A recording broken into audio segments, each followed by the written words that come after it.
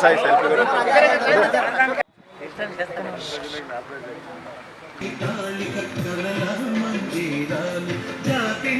చరిత్ర కలిగిన ఈ పవిత్ర తెలంగాణ నేలపై ముప్పు వాటిల్లుతున్నది.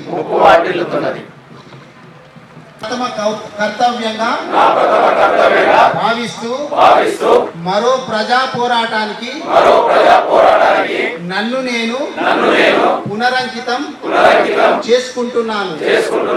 ఈరోజు తెలంగాణ రాష్ట్రం లోపల ఎక్కడ కూడా పండించినటువంటి పంటలకు కొనుగోలు చేయక రైతులు వడ్ల కుప్పల మీదనే మక్కల కుప్పల మీదనే ప్రాణాలు తీసుకుంటున్నటువంటి సందర్భాలు చూస్తున్నాం. నేను వికారాబాద్ నియోజకవర్గంలో కూడా స్పీకర్ గారిని అడుగుతా ఉన్నా.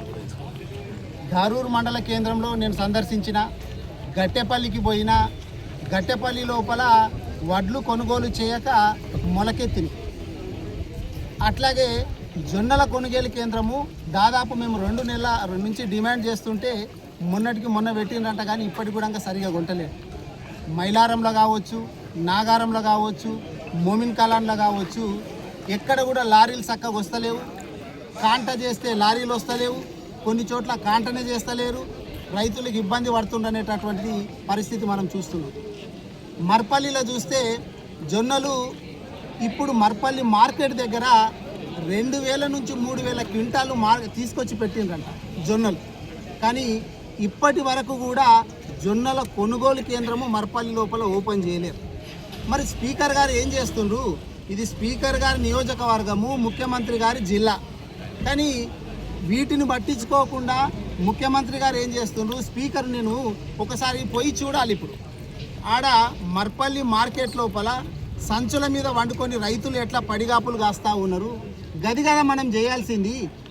మనం గతంలో చూసినాం, రైతులకు యూరియా దొరకక అష్ట కష్టాలు పడి లైన్లలో చెప్పులు పెట్టినటువంటి పరిస్థితి చూసినాం. కరెంటు ఇబ్బందులు చూసినాం. కానీ మొన్నటికి మొన్న కోదండరెడ్డి గారు ఏమంటుండ్రంటే 3 గంటల కరెంటు చాలు, రైతులకు ఎందుకు అనవసరంగా 24 గంటల కరెంటు అనే విధంగా మాట్లాడుతున్నారు.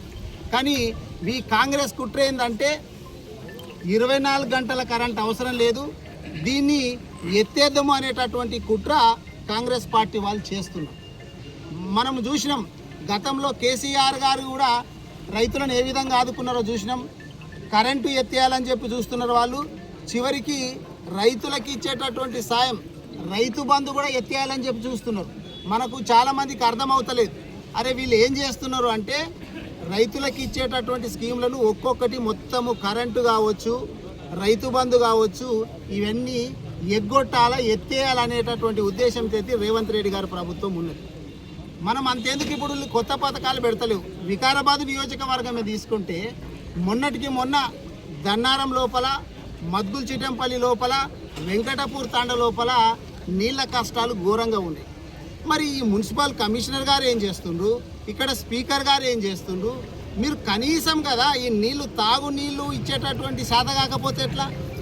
గతం లోపల కేసీఆర్ గారు ఉన్నప్పుడు అవే మంచి నీళ్లు నిరవధికంగా కంటిన్యూస్గా వస్తాయి. ఎట్లా మీ గవర్నమెంట్ రాగానే ఏ విధంగా అట్లా ఇబ్బంది ఎదురవుతుంది? ఒకవేళ భగీరథ రాకపోతే శివారెడ్డిపేట చెరువు లోపల నీళ్లు ఉన్నాయి. మరి గతంలో భగీరథ పెట్టకంటే ముందు శివారెడ్డిపేట చెరువులోంచి నీళ్ళు ఇచ్చేటటువంటి వాళ్ళు. మరి గవిడ్డి కూడా ఎందుకు ఎన్నిక చేతనైతే లేదు? మున్సిపాలిటీ లోపల ఎక్కడ వేసినా కానీ అభివృద్ధి లేదు, ఎక్కడ వేసిన గొంగడు అక్కడే ఉన్నది.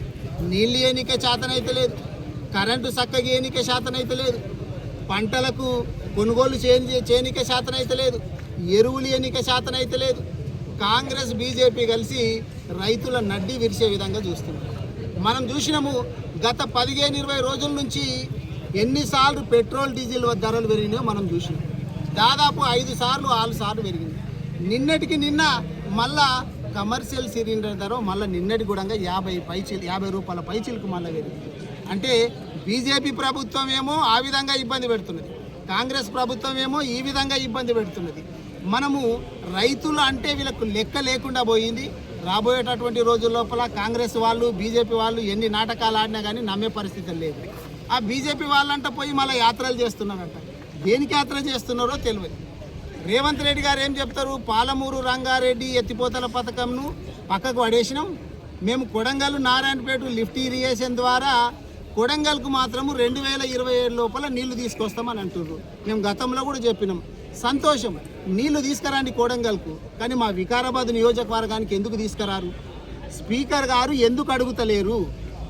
మరి ముఖ్యమంత్రి గారి దగ్గర కూర్చోవాలి స్పీకర్ గారు, వికారాబాదు నియోజకవర్గానికి నీళ్ళు వచ్చే విధంగా పోరాడాలి. మరి మీరు ఇట్లా రైతుల పక్షాన్నో లేకపోతే ప్రజలకు తాగునీటి పక్షాన్నో లేకపోతే సాగునీటి పక్షాన్నో మీరు చొరవ చూపించకపోతే మీరు ఉండి ఏం లాభం చెప్పు? స్పీకర్ గారు అంత పెద్ద పదవులు ఉన్నారు, ఎవరో చెప్తున్నారు ఆయన మొత్తము మంత్రి పదవి గురించి తిరుగుతున్నాడంట, ఢిల్లీకే తిరుగుతున్నాడంట, తమిళనాడుకు అక్కడ ఎవరో చెప్పిండ్రంట, అక్కడ పోయి తిరిగితే వస్తుందని చెప్పి. సంతోషం, మేము మంత్రి పదవి వస్తే కూడా మేము స్వాగతిస్తాం. కానీ చివరికి కోరుకునేది ఏంది? మీరు మంత్రి అయినా స్పీకర్ అయినా కానీ వికారాబాద్ అభివృద్ధి మొట్టమొదటిగా మీరు చేయాలా. మా వికారాబాద్ జిల్లా పార్టీ కార్యాలయం లోపల మా వికారాబాద్ మాజీ ఎమ్మెల్యే మెతుకు ఆనందన్న గారి ఆధ్వర్యం లోపల జాతీయ జెండా మరియు మా యొక్క పార్టీ జెండా ఆవిష్కరించడం జరిగింది. ఈ సందర్భంగా అందరికీ, ముఖ్యంగా ఉద్యమంలో అమరులైనటువంటి వాళ్ళు, ఉద్యమం చేసి ఈ యొక్క తెలంగాణ సాధించడంలో భాగస్వాములైన వారందరికీ కూడా పాదాభివందనాలు తెలియజేసుకుంటూ, ఈ కార్యక్రమంలో పాల్గొన్న శుభప్రద్ పటేల్ కావచ్చు, ఇంకా ఇతర మా నాయకులందరికీ కూడా నమస్కారాలు తెలియజేస్తూ, ఇప్పటి వరకు మా ఆనంద్ సార్ గారు చెప్పినట్టు తెలంగాణ తెచ్చుకున్నది మన తెలంగాణ ప్రజలకు అన్ని రకాలైనటువంటి సౌకర్యాలు అందాలి, తెలంగాణ ప్రజలందరూ సుఖశాంతులతో బతకాలనేటువంటి ఉద్దేశంతో ఆ రోజు కేసీఆర్ గారు తమ ప్రాణాలకు తెగించి, కేసీఆర్ వెంట ఎంతోమంది ఉద్యమకారులు తమ ప్రాణాలకు తెగించి జైళ్ళ జీవితం అనుభవించి తెలంగాణ తెచ్చారు. తెలంగాణ తెచ్చిన తర్వాత కేసీఆర్ గారు ఎన్నో అద్భుతమైనటువంటి పథకాలను మన తెలంగాణ లోపల ప్రవేశపెట్టారు. మరి మిషన్ భాగీరథ అని ప్రతి ఇంటికి నల్లా ద్వారా నీళ్లు అందించాలని ఒక మంచి ఉద్దేశంతో ఆడబిడ్డలందరూ బిందెలు పట్టుకొని రోడెంబడి నీళ్ళకి ఎంతో మైళ్ళ కొద్ది నడవలసిన పరిస్థితి నుంచి వాళ్ళ ఇంటికే నీళ్లు వచ్చే విధంగా కేసీఆర్ గారు మిషన్ భాగీరథ ద్వారా అందరికీ నీళ్లు అందించడం జరిగింది. కానీ ఈరోజు కాంగ్రెస్ ప్రభుత్వం ఏర్పడిన తర్వాత కేసీఆర్ గారు ఏదైతే మిషన్ భాగీరథ ద్వారా నీళ్లు అందిస్తారో కనీసం ఆ నీళ్లను పంపు చేయడం చేత కాకుండా ఎక్కడ పడితే అక్కడ అవి ఖరాబ్ అయిన మరమ్మతులు కూడా చేయకుండా ఈరోజు ప్రతి గ్రామంలో, మా సార్ కూడా కొన్ని ఎగ్జాంపుల్స్ చెప్పిండు, కొన్ని మున్సిపాలిటీ కాకుండా నియోజకవర్గంలో ప్రతి గ్రామం లోపల నీళ్ళ కోసం ఆడబిడ్డలు ఎంతో ఇబ్బంది పడుతున్నటువంటి సందర్భం ఉన్నది. మరి మీకు కనీసం కేసీఆర్ ఇచ్చిన ఒక నీళ్లను సరిగా పబ్లిక్ అందించేటువంటి చేతగాని ప్రభుత్వం ఈరోజు 2.5 సంవత్సరాలు రాష్ట్రాన్ని పాలిస్తుంది. అది ఒక్కటే కాక రైతులకు రైతు బంధు ఏదో 3 దఫాలుగా వేసింది, అంతేగాని ఎగగొట్టుడు పనే తప్ప ఏది కేసీఆర్ గారు ఏదైతే పథకాలు చేసిరో ఏది సరిగా అందించకుండా కాలాన్ని ఎల్లదీస్తున్నది ప్రభుత్వం. ఈ ప్రభుత్వం ఒకటే గుర్తుపెట్టుకోవాలి, ఈ ప్రభుత్వం కావచ్చు, వికారాబాద్ నియోజకవర్గానికి సంబంధించిన స్పీకర్ గారు కావచ్చు, ఇక్కడ పబ్లిక్ మనం ఎందుకు కేసీఆర్ గారు చేసిన, మీరు కొత్త పథకాలు చేయకుంటే కానీ కనీసం కేసీఆర్ చేసినటువంటి సౌకర్యాలను కూడా కరెక్ట్ మనం అందించలేకపోతున్నాం అనేది ప్రశ్నించుకొని ఇప్పటికైనా అన్నిటి మీద ఒక రివ్యూ చేసి రైతులకు సంబంధించింది కావచ్చు, నీళ్ళకు సంబంధించింది కావచ్చు, రోడ్లకు సంబంధించింది కావచ్చు. రోడ్లు అయితే ఎంత అధ్వానంగా ఉన్నాయంటే కాన్స్టెన్సీ మొత్తం రోడ్లు అసలు పోనీకే రాకుండా పరిస్థితిలో ఉన్నాయి. మరి అప్పుడు కేసీఆర్ గారి హయాం లోపల కొన్ని రోడ్లు కూడా మా ఆనంద్ సార్ గారు వికారాబాద్ మున్సిపాలిటీకి సంబంధించి అప్పుడు తెచ్చిన బ్రిడ్జితో పాటు ప్రతి వాళ్ళ డెవలప్మెంట్ కావాలని 60 కోట్లు తేవడం జరిగింది. 60 కోట్లలో అప్పుడే 30 కోట్లు టెండర్ అయింది మెయిన్ రోడ్లు చేయాలని, మిగతా 30 కోట్లు వార్డుల అభివృద్ధికి పెట్టాలనే ఉద్దేశంతోనే ఆపారు. కానీ అవిటిని కూడా టెండర్ అయిన 60 కోట్లను కూడా రద్దు చేసి మేము ఇంకా వీటికి బాగా పెద్ద ఎత్తున పండుగ కల్పి చేస్తామన్నది ఇప్పటి వరకు ఆ ఊసు కూడా లేదు మున్సిపల్. అంటే ఒక దయనీయ పరిస్థితి లోపల ఈరోజు వికారాబాద్ నియోజకవర్గం ఉన్నది. కాబట్టి పరిపాలిస్తున్నటువంటి వాళ్ళు ఈ పరిపాలన పైన దృష్టి పెట్టి కేసీఆర్ను, ఇక్కడ ఉన్న లోకల్ టీఆర్ఎస్ లీడర్లను ఎంతసేపు తిట్టుడు, లేకుంటే రాష్ట్రంలో ఉన్న బీఆర్ఎస్ నాయకుల మీద కేసులు పెట్టుడు కాదు.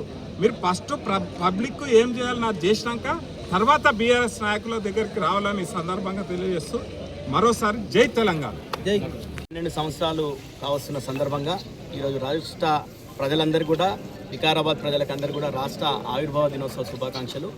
ముఖ్యంగా తెలంగాణ రాష్ట్ర సాధన కోసం అలుపేరుగాని పోరాటం చేసి అమరులైనటువంటి వాళ్ళు, అదేవిధంగా పోరాటంలో ఉండి కేసులు, జైల్లో జీవితం గడిపినటువంటి వాళ్ళు అందరూ కూడా ఈ సందర్భంగా వాళ్ళకు ఒకసారి ఉద్యమ అభివందనలు తెలియజేసుకుంటూ, ముఖ్యంగా ఈడ వికారాబాద్ బీఆర్ఎస్ పార్టీ కార్యాలయంలో ఆనంద్ సార్ గారి ఆధ్వర్యంలో ఇక్కడ అందరూ కూడా కార్యకర్తలందరూ కూడా కలిసి జెండా, జాతీయ జెండా, అదేవిధంగా బీఆర్ఎస్ పార్టీ జెండా ఆవిష్కరణ చేసుకోవడం జరిగింది. ముఖ్యంగా ఆనంద్ సార్ గారు చాలా విషయాలు, చాలా అంశాలు, అంటే తెలంగాణ రాష్ట్రం ఎందుకు తెచ్చుకున్నాం, మేము ఆ రోజు పోరాటంలో ఉండి తెలంగాణ వస్తే మాకు నీళ్ళు వస్తాయి, తెలంగాణ వస్తే ఈ వికారాబాద్కి పాలమూరు రంగారెడ్డి నుండి నీళ్ళు వస్తాయని చెప్పి ఆ రోజు ఉద్యమంలో అందరూ పాలు పంచుకొని పోరాటాలు చేసినాం.